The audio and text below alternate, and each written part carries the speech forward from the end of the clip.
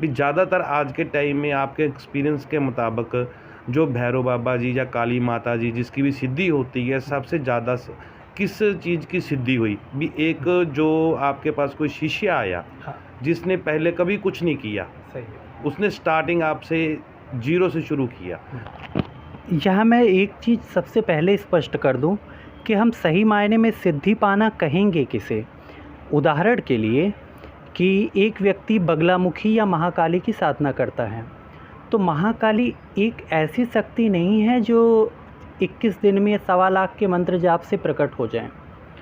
तो यदि हम कहें कि महाकाली प्रत्यक्ष नहीं हुई तो इसलिए उसकी सिद्धि नहीं मानी जाएगी, ऐसा नहीं है।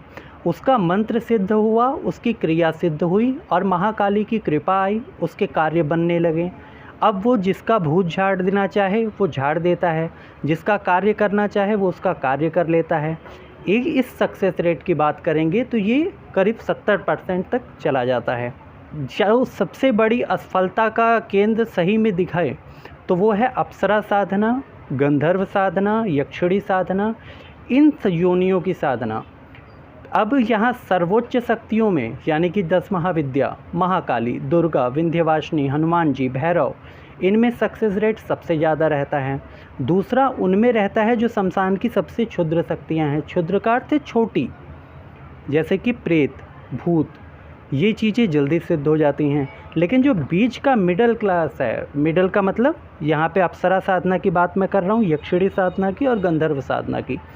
यहाँ चीज़ों में लोगों की एक्सपेक्टेशन होती है कि उर्वशी, अप्सरा का मतलब उर्वशी मेरे सामने फ़ेस टू फेस प्रत्यक्ष होगी, वो मेरे साथ फिज़िकल होगी। तो ये चीज़ को नहीं हो पाना, वो ये मानते हैं कि यह हमारी नाकामयाबी है या हमारी असफलता है, जबकि यह असफलता नहीं होती। मंत्र की सिद्धि 3 चरणों में होती है। प्रत्यक्ष चीज़ें, जिस चीज़ में भूमि तत्व नहीं है वो प्रत्यक्ष कैसे होगा जब तक कि वो आपका भूमि तत्व प्राप्त नहीं कर लेता। दूसरी बात होती है मांत्रिक सिद्धि। मांत्रिक सिद्धि का अर्थ ये है कि जिस भी मंत्र का आपने सिद्धि की वो मंत्र आपका कार्य करने लगा। आपने किसी मंत्र का वो सिद्ध किया रक्षा के लिए या वशीकरण के कार्य के लिए और आपका मंत्र कार्य करने लगा, तो इसे आप सिद्धि मानेंगे या नहीं, इस बात से निर्णय होगा। क्योंकि सिद्धि का कोई एग्जैक्ट पैरामीटर नहीं है, इस चीज़ को मापा नहीं जा सकता कि चीज़ कितनी सिद्ध हुई है, कितने % हुई है। आपके कार्य बनने लगेंगे या नहीं बन रहे हैं। जिस कार्य के लिए आपने वो साधना की, उदाहरण के लिए किसी ने शत्रु बाधा से परेशान होकर के बगलामुखी साधना की, तो अब यहाँ बगलामुखी का प्रत्यक्षीकरण सिद्धि माना जाएगा या शत्रु का शांत होना सिद्धि माना जाएगा। अगर आप कहें शत्रु का शांत होना सिद्धि माना जाएगा तो मैं कहूँगा सक्सेस रेट बहुत ज़्यादा है। एग्जैक्ट तो मैंने भी नहीं नापा लेकिन काफ़ी ज़्यादा है। लेकिन अगर आप कहेंगे बगलामुखी प्रत्यक्ष हुई हैं तो मैं कहूँगा 0.1% भी नहीं, क्योंकि बगलामुखी महाविद्या इतनी छोटी महाविद्या नहीं है या महाविद्या ही इस स्तर की शक्तियाँ नहीं हैं जो सरलता से 40 दिन में या 21 दिन में किसी को प्रत्यक्ष दर्शन दे दें। हाँ, स्वप्नाभूति वो देती हैं, कार्य सिद्ध करती हैं, ध्यान के माध्यम से मानसिक रूप से वार्ता होती है। उसे हवन करते समय में हवन की अग्नि में, उसे ज्वाला में या लौ में उसे वो शक्ति दिखाई देती है। उस शक्ति को कभी भोग खाने का मन हुआ तो वो शक्ति उसे प्रेरित करती है कि आज मुझे खीर का प्रसाद पाना है। पर प्रत्यक्ष महाविद्याएं नहीं होती। साधकों के जो मानने का नज़रिया है वो ये मानना है कि बगलामुखी प्रत्यक्ष होनी चाहिए यानी सशरीर खड़ी होनी चाहिए। हाँ जी गुरु जी, ये भी आपने सही कहा, जो काफ़ी। अब एक सवाल इसी पे आप पे और आता है, जो आपने कहा भी सक्सेसफुल की बात वो जिनके शिष्य पे डिपेंड करता है, जो उसके अनुभव पे डिपेंड करता है। हाँ। भी उसको अनुभव कुछ होता है, जैसे हवन से होता है या स्वप्न के माध्यम से वो हो गया। अब ये एक बात होती है भी जो आप दीक्षा देते हैं आज के गुरु या हाँ। आप देते हैं, जैसे शाबर मंत्र, वैदिक मंत्र, इनमें से ज़्यादा कामयाब और हमेशा स्थायी कौन सा है? शाबर मंत्रों के बारे में कुछ लोग ये कहते हैं, कुछ गुरुजी, ये कुछ टाइम के लिए अपना असर रखते हैं, उसके बाद ये इनका असर बेकार हो जाता है, पर वैदिक मंत्र है वो हमेशा अपना असर रखती हैं। कितनी की बात ये सही और गलत है जी? देखिए, मैं मेडिकल फील्ड से संबंध नहीं रखता, मुझे मेडिकल की नॉलेज नहीं है, लेकिन आपने अक्सर सुना होगा कि लोग आपसे कहते हैं कि एलोपैथिक की दवा तत्काल रिज़ल्ट देगी लेकिन बीमारी को जड़ से क्योर नहीं करेगी। आयुर्वेद की दवा लेट असर करेगी लेकिन जब करेगी तो आपको पूरी तरीके से स्वस्थ कर देगी। वैदिक मंत्रों का प्रभाव आपकी मृत्यु के उपरांत भी आपके साथ होगा लेकिन आपके साबर मंत्र का प्रभाव साथ नहीं होगा। पौराणिक मंत्र का प्रभाव भी अच्छा होता है लेकिन तांत्रोक्त मंत्र, अब तांत्रोक्त मंत्र कैसे, जैसे कि नवाण मंत्र वो एक तांत्रोक्त मंत्र हुआ। हंग हनुमते रुद्रात्मकाय हुम फट, ये एक तांत्रोक्त मंत्र हुआ जिसमें बीजाक्षरों का प्रयोग हो जाए। पौराणिक मंत्र कैसे, जैसे शनिदेव का मंत्र हम मान लें, नीलाजन समाभासम रविपुत्रम यमाग्रजम छाया मार्तंड संभूतम तम नमामि शनिश्चरम, ये पौराणिक मंत्र हुआ। इसकी अपेक्षाकृत ओम प्राम प्रीम प्रौम सह शनिश्चराय नमः, ये जल्दी काम करेगा, तुरंत इंस्टेंट रिजल्ट देगा।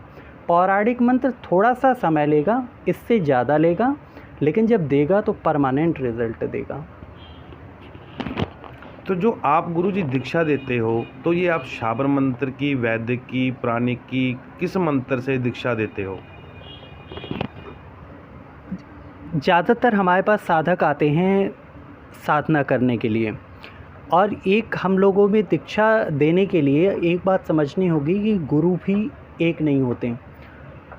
सद्गुरु बन के मैं कभी किसी को दीक्षा नहीं देता और बहुत कम लोगों को मैं सद्गुरु बन के दीक्षा देता हूँ। अन्यथा मैं सद्गुरु बन के नहीं, मैं एक साधक बन के उन्हें दीक्षित करता हूँ, एक आचार्य की तरह उन्हें तंत्र विद्या में पारंगत करता हूँ। कई बार शक्तियाँ अलग अलग होती हैं, किसी को वीर भैरव की साधना करनी है तो उसके हिसाब से हमें साबर मंत्र का चुनाव करना पड़ जाता है। किसी को बगलामुखी की करनी है तो कई बार ज़्यादातर ऐसा होता है कि तांत्रोक्त मंत्रों को प्रेफरेंस देते हैं। ये शक्ति के ऊपर और देवता के ऊपर, फिर साधक की इच्छा के ऊपर। कई बार हमें साधक जटिल नहीं लगता कि वो संस्कृत बोल पाएगा, तो ऐसी स्थिति में साबर मंत्र का चुनाव किया जाता है।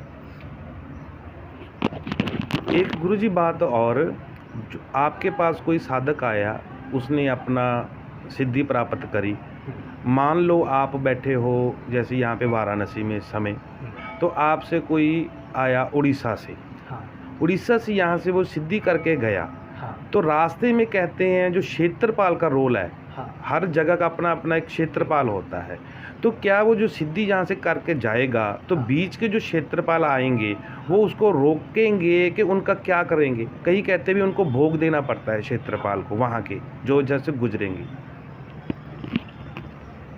बहुत दूर जाने की तो उड़ीसा तो एक बहुत दूर की बात हो गई, लेकिन एक सामान्यता ही मैं बता दूं आपको कि एक क्षेत्रपाल 84 कोस के रेंज का मालिक होता है। वास्तव में जो क्षेत्रपाल की शक्ति 84 कोस तक आप अपनी सिद्धि को लेके जा सकते हैं।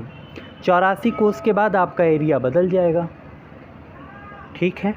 अगर आप एक यही है नदी जो हमारे पीछे है, यही गंगा नदी को आप पार करके उस तरफ चले जाएंगे तो शक्ति यहाँ भी आपकी विद्या छीन लेगी, ऐसा भी होता है। लेकिन शक्ति का स्तर अगर क्षेत्रपाल से ऊपर हुआ, जैसे कि काली माता, भैरव बाबा, तो इनको कोई रोक नहीं सकता। इन्हें आप लेके इंग्लैंड भी चले जाएं, इन्हें कोई नहीं रोकेगा।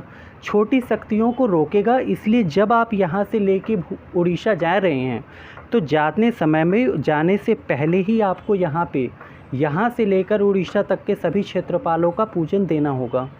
जब हम अपनी कोई पूजा का प्रारंभ करते हैं तो हम सबसे पहले कुल देवता, ग्राम देवता, क्षेत्रपाल, स्थान देवता, इन सभी को प्रणाम करते हैं। इन्हें प्रणाम करने का उद्देश्य यही है कि ये हमारी शक्ति न छीने। हाँ, एक बात और होती है कि जब आप नदी को पार करें, किसी नदी को क्रॉस करेंगे, तो उस समय में ऐसा किया जाता है, जो सामान्य तरीका है कि हमारे पास कोई भी फल हो, आपके पास एक सेब पड़ा है, आप वो सेब उठा के उस नदी में डाल दीजिए। अगर आपके पास सेब भी नहीं पड़ा तो आपके पास कुछ पैसे पड़े हैं, सिक्के पड़े हैं, कोई भी वस्तु, चाहे मिठाई हो, चाहे बतासे हों, वो चीज़ आप वहाँ अर्पित कर दीजिए। अगर आप पार दे देंगे तो आपकी शक्ति नहीं बंधेगी। और एक बात इसमें होती है कि जब साधक किसी सिद्धि को प्राप्त करता है, क्षुद्र शक्तियों की बात कर रहा हूँ, क्योंकि बड़ी शक्तियों को तो वो रोक भी नहीं सकते। धूमावती को, त्रिपुर भैरवी को, इनको कोई क्षेत्रपाल नहीं रोक सकता, कृत्याओं को नहीं रोक सकता। लेकिन जो मसान स्तर की शक्तियाँ हो गई, इन्हें किसी न किसी चीज़ पर बैठा के ले जाया जाता है। ये एक गूढ़ बात है। और बैठाने का तरीका, जैसे किसी ने आग की जड़ पे बैठा लिया, आग यानी मदार, किसी ने मिट्टी के एक पिंड में या पत्थर की एक मूर्ति में बैठा लिया, किसी ने किसी धागे पे उसे अभिमंत्रित करके बैठाया है, मिट्टी की हांडी में अभिमंत्रित करके रखा है। तो ऐसी स्थिति में क्षेत्रपाल उसका भोग नहीं ले सकते, उसकी शक्ति को नहीं छीन सकते। ये आपने गुरुजी बहुत बढ़िया बात बताई क्षेत्रपाल के बारे में। ये काफ़ी विचार था, कईयों तो इस बारे में ज्ञान नहीं था, इसके बारे में बहुत आपने डीपली